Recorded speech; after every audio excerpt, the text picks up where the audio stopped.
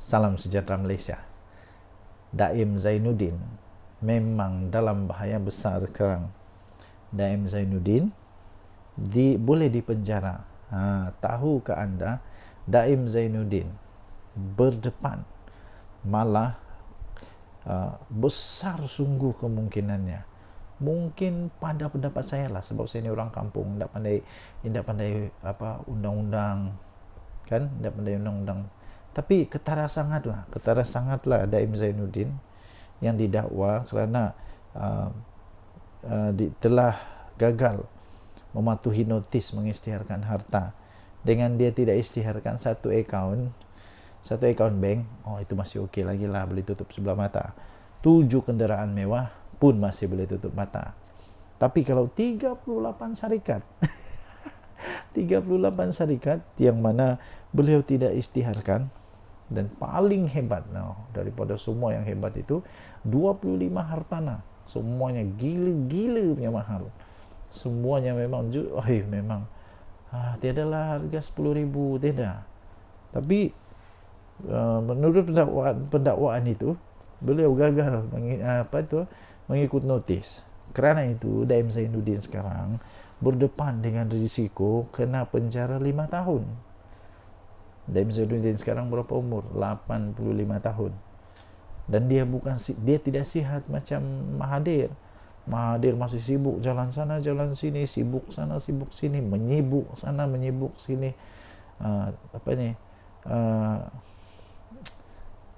Menyibuklah. Sudah 99 tahun pun Mahathir. Daim Zainuddin 85 tahun. Kalau dia kena penjara, entah macam mana dia mau hidup di penjara tahu. Saya pun bingung juga. Jalan pun sudah susah. Kadang-kadang disorong dengan kerusi roda. Kalau dia kena penjara, maksimum 5 tahun. Dia umur 90 tahun baru keluar dari penjara. Itu kalau sudah selesai tahun ini lah. Kalau tahun depan baru selesai, atau 2 tahun dari sekarang, 90 lebih tahun baru Daim Zainuddin keluar dari penjara. Kalau dia kalah dalam kes ini, itu dia punya risiko. Kemudian apa lagi? Dia boleh didenda RM100,000. Tapi RM100,000 ini bagi saya, Daim Zainuddin senyum-senyum sajalah. Kalau 1 juta pun senyum lagi. Even mungkin 30 juta pun Daim Zainuddin masih senyum. Masih senyum, masih banyak duit dia, boleh bayar. Tapi yang penjara tu, penjara. Kalau Daim Zainuddin kena penjara 5 tahun, teruk. Jangankan 5 tahun, 5 hari dalam penjara pun tak tahu Daim Zainuddin macam mana mau hidup sendiri di sana. Tapi ada pembantu kot, kan, ada pembantu, ada undang-undang mahkamah. Bukan semua orang dibiarkan begitu saja. Ada hak-hak manusia. Manusia ini manusia, bukannya kambing. Daim Zainuddin bukan kambing. Daim Zainuddin bukan kambing yang dibiarkan begitu saja, tidak. Ada mesti adalah dia punya cara-cara untuk membantu dia lah. Tapi inilah di dalam section 36(2) Akta Suruhanjaya Pencegahan Rasuah Malaysia tahun 2009 yang membawa hukuman maksimum penjara 5 tahun atau denda RM100,000 jika sabit kesalahan. Jadi inilah Daim Zainuddin dengan isterinya. Sama pula itu pertuduhan. Naimah 66 tahun didakwa di Mahkamah Session atas pertuduhan gagal mematuhi notis agar mengisytiharkan hartanya termasuk Menara Ilham serta beberapa aset lain di sekitar Kuala Lumpur dan Pulau Pinang. 29 Januari pula, 23 Januari Naimah, 29 Januari suami dia, siapa? Daim Zainuddin. Tak lama tu, berapa hari saja, 6 hari saja. 23 hari bulan isteri, 29 hari bulan suami isteri dua-dua kalau masuk penjara. Romantik ni, romantik. Okey, jadi kita harap ada keadilan lah untuk dua-dua mereka ini. Kalau salah, biarlah mereka salah. Kalau mereka perlu dihukum penjara, hukum sajalah untuk pengajaran, supaya jangan buat macam begitu. Denyut nadi suara rakyat bergema di channel ini. Jangan lupa tekan butang subscribe, like dan share. Malaysia kita punya, cintai Malaysiaku, kita jaga kita. Tinggalkan komen Anda. Apa pendapat Anda? Adakah istri Daim Zainuddin dan Daim Zainuddin patut untuk masuk penjara? Patutkah? Bagi saya susahlah, kasihan juga kan, sudah tua. Tapi kalau ini jadi case jadi case tadi, nanti tidak ngambul lah. Tinggalkan komen. Bye bye. Salam sejahtera Malaysia. Dengan nadi suara rakyat bergema di channel ini. Dulu cerita kes Altan Tuya memang sangat terkenal. Lepas itu sudah ada penyelesaian, muncul semula. Hari ini muncul semula cerita tentang Altan Tuya. 11 Julai 2024. Diterbitkan pukul 5.54 petang tadi. Free Malaysia Today. Keluarga Altan Tuya mohon kuat kuasa penghakiman RM5 juta. Permohonan itu ditentang oleh kerajaan yang memohon penghakiman pada tahun 2022 itu digantung pelaksanaannya. Keluarga Altan Tuya Saribu memohon penghakiman sebanyak 5 juta ringgit Malaysia dikuatkuasakan terhadap kerajaan yang didapati telah bertanggungjawab secara bersama dan berasingan dengan penganalisis politik iaitu Abdul Razak Baginda dan 2 lagi bekas anggota polis atas pembunuhan wanita itu pada 18 tahun yang lepas. Dalam permohonan yang telah difailkan bulan lepas, keluarga itu meminta Mahkamah Tinggi Shah Alam untuk mengeluarkan perakuan di bawah Seksyen 33.1 Akta Prosiding Kerajaan 1956. Mereka juga memohon untuk kerajaan membayar faedah sebanyak 4.25 juta lagi, jumlah terakruh sejak saman difailkan pada tahun 2007 dan kos RM25,000 seperti yang telah dianugerahkan oleh Hakim Perbicaraan Wazir Alam Maidin Merah pada 16 Disember 2022. Permohonan itu disokong oleh afidavit yang ditandatangani oleh Peguam Sanjit Kaur Deo. Sanjit berkata kerajaan memfailkan afidavit awal bulan ini untuk menentang permohonan itu. Kerajaan juga memfailkan permohonan menggantung pelaksanaan penghakiman sehingga permohonan penguatkuasaan selesai, katanya. Beliau berkata tindakan pelaksanaan ini juga akan dimulakan dengan Razak yang tidak memohon penggantungan penghakiman. Sanjit berkata ibu bapa Altan Tuya Saribu Setev dan Altan Setetseg Sanja dan anaknya Mugun Sagai memfailkan permohonan itu kerana tiada kemajuan dalam perundingan penyelesaian dengan Putrajaya berhubung pembayaran jumlah yang perlu dibayar mengikut penghakiman. Kerajaan dan Razak mengaku menjalinkan hubungan dengan Altan Tuya telah membuat rayuan terhadap kuantum dan liability. Sementara itu, keluarga Altan Tuya memfailkan rayuan balas untuk mendapatkan pampasan lebih tinggi. Altan Tuya telah ditembak di kepala di sebuah hutan di Puncak Alam sebelum mayatnya diletupkan pada tahun 2006 yang lalu. Bekas anggota polis Azilah Hadri dan Sirul Azhar Umar didapati bersalah dan dijatuhi hukuman mati atas pembunuhannya. Razak, bekas pembantu kepada Timbalan Perdana Menteri pada ketika itu, iaitu Najib Razak, didakwa telah bersubhat dengan Azilah dan Sirul tetapi dibebaskan tanpa dipanggil membela diri. Sirul yang dibebaskan daripada tahanan imigresen di Australia pada tahun lepas kini menetap di Canberra dan Azilah banduan akhir di penjara Kajang tidak mencabar saman keluarga itu. Dalam penghakiman bertulisnya yang dikeluarkan pada minggu lepas, Wazir berkata beliau terpaksa menunggu inferens bertentangan berhubung Razak selepas beliau memilih untuk tidak memberi keterangan secara bersumpah atau membayar saksi dalam prosiding saman itu. Wazir berkata Sirul dan Azira juga mengaku pada beberapa pegawai polis bahawa mereka telah menyebabkan kematian Altan Tuya dengan menembaknya menggunakan senjata api, kemudian meletupkan mayatnya dengan bahan letupan gas tentera. Beliau berkata, kelakuan Razak sebelum dan selepas kematian mangsa menimbulkan inference yang tidak dapat ditolak bahawa dia bersubahat dengan anggota-anggota polis tersebut. Katanya Sirul dan Azilah tidak mempunyai alasan sendiri untuk membunuh Al-Tantuya. Denyut nadi suara rakyat bergema di channel ini. Jangan lupa untuk tekan butang subscribe, like dan share. Malaysia kita punya, cintai Malaysiaku, kita jaga kita. Sila tinggalkan komen anda. Kita jumpa lagi. Salam sejahtera Malaysia. Bye-bye. Salam sejahtera Malaysia. Giliran bersatu kena saman. Bersatu kena saman. Siapa yang saman? Orang dia sendiri tahu. Bekas orang dia sendiri. Orang kanan dia sendiri. Saman bersatu. Nah, inikah kehebatan bersatu?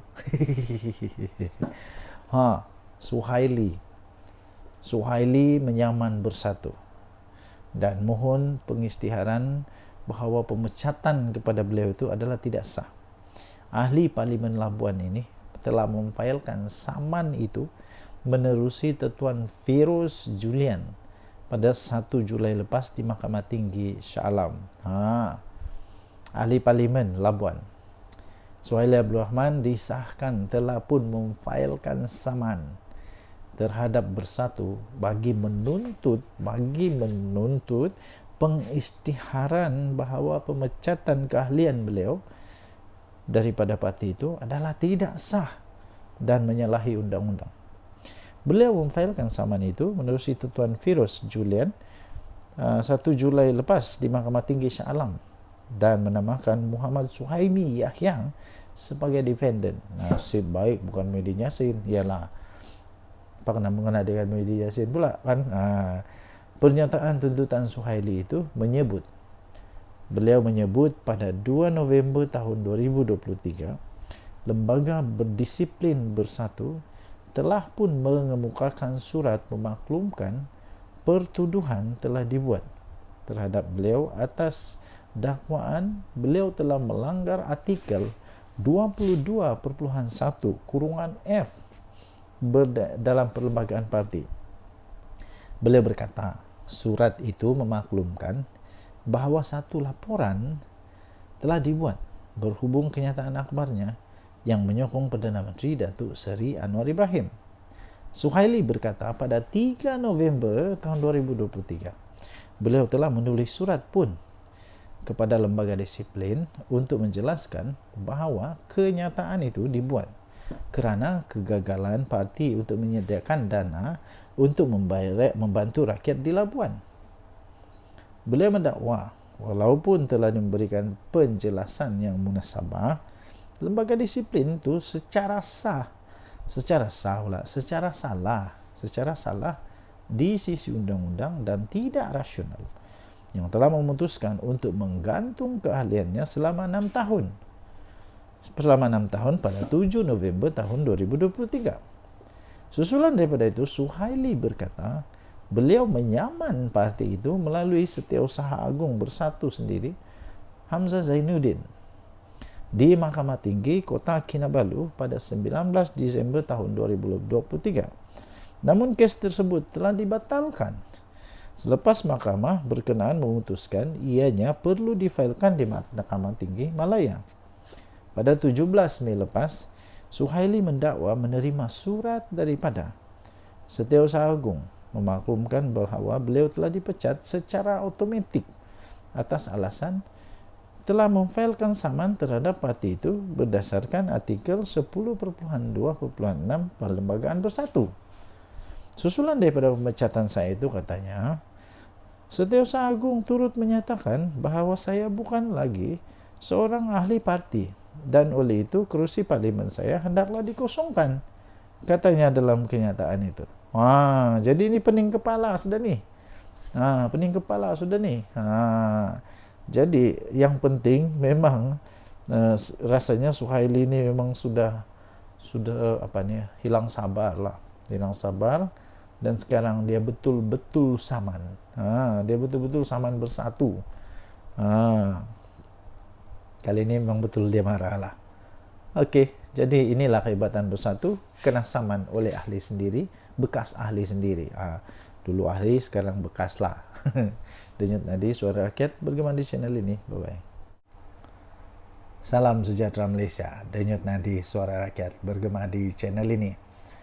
Kalau saya bagi satu teka-teki, mungkin semua orang tahu. Satu Malaysia tahulah siapakah manusia di Malaysia ini yang dulu pernah kena saman fitnah, kalah. Lepas itu dia pergilah minta derma, minta tolong supaya dia dapat bayar saman. Siapa dia? Saya bagi clue sikit lah. Dianya bekas UMNO. Lepas tu tiba-tiba sekarang entah apa kejadiannya, dia pula sekarang macam jadi musuh besar UMNO. Siapa dia? Papa Gomo lah. Siapa lagi? Papa Gomo sekarang nih memang bermasalah besar. Dia boleh berhadapan dengan penjara. Dia boleh dipenjara berapa tahun? Penjara 3 tahun maksimum. Dia boleh dipenjara 3 tahun. Kesian Papa Gomo.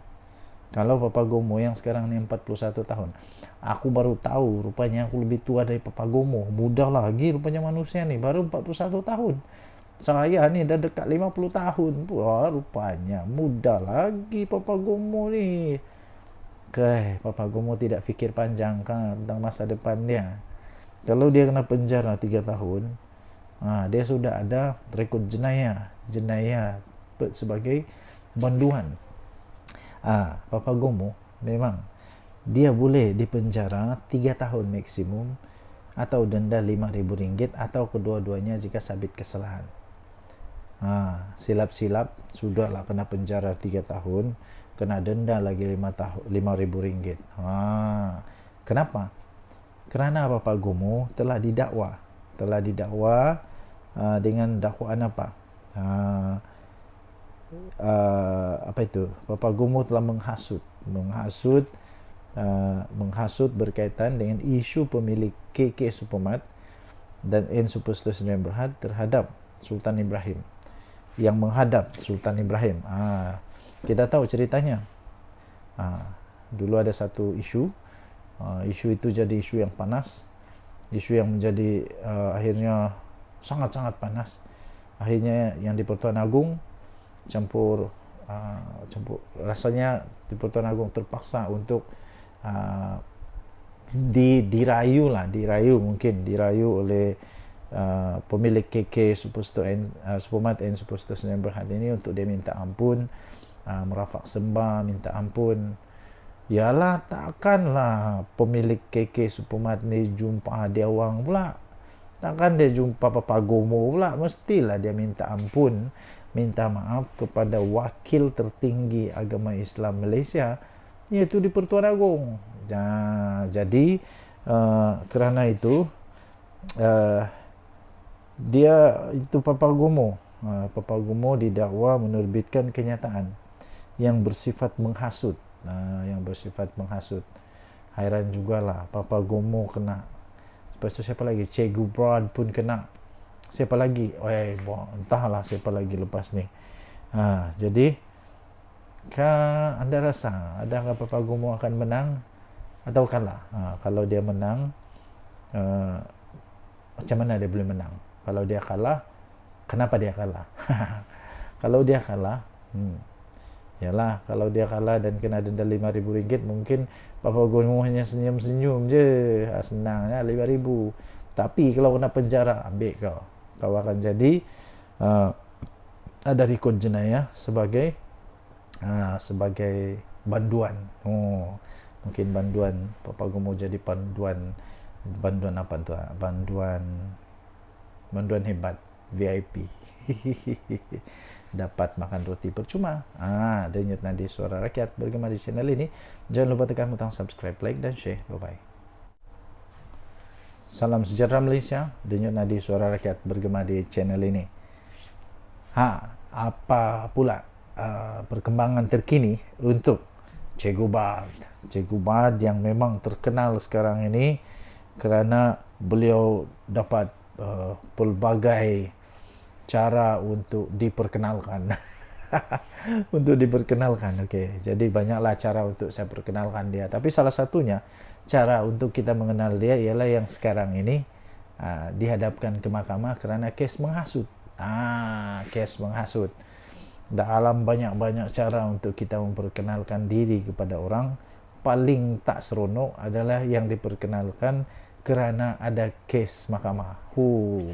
Tapi apa boleh buat? Itulah realiti dia.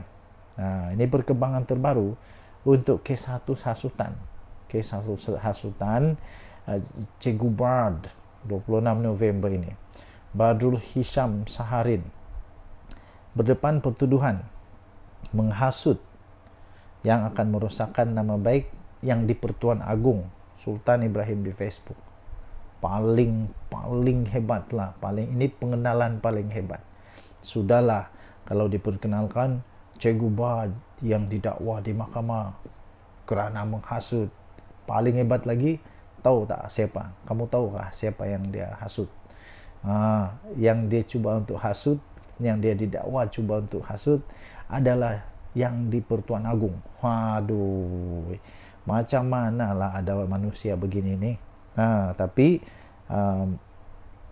masih belum ada keputusan. Cuma pada 26 November ini kita dengarlah perbicaraan kes Badrul Hisham atau Cikgu Bard yang berdepan pertuduhan telah menghasut yang akan merosakkan nama baik siapa? Yang di Pertuan Agong. Hairan jugalah, sejak kebelakangan ni banyak sungguh manusia di Malaysia ni yang memang seolah-olah sudah lupa. Sudah lupa bahawa kita menganggap raja-raja kita ni berdaulat. Tapi sekarang bukan main lagi. Siap ada kena dakwa hasutan, menghasut di Pertuan Agong lagi di mahkamah. Siapa dia? Cikgu Bard yang menghasut di Pertuan Agong, yang boleh menyebabkan merosakkan nama baik yang di Pertuan Agong Sultan Ibrahim di laman Facebook miliknya yang bermula 26 November di Mahkamah Seksyen pada hari ini. Pada pendapat anda, bolehkah Cikgu Bard kalahkan mahkamah? Bolehkah Cikgu Bard menang dalam kes hasutan ini? Ingat, yang dia mau lawan ini bukan calang-calang. Yang dia hasut ini bukan orang kampung saya. Ini yang dihasut yang di Pertuan Agong. Jadi yang hakim nanti ni, Hakim Siti Aminah Ghazali menetapkan tarikh perbicaraan 26 dan 27 November selepas timbalan pendakwa raya Kalmiza Saleh memaklumkan pihaknya telah menyerahkan dokumen berkaitan kes itu kepada pembelaan. Jadi apakah yang dia bakal hadapi Badrul Hisham, Cikgu Bard sekarang 45 tahun ini disiasat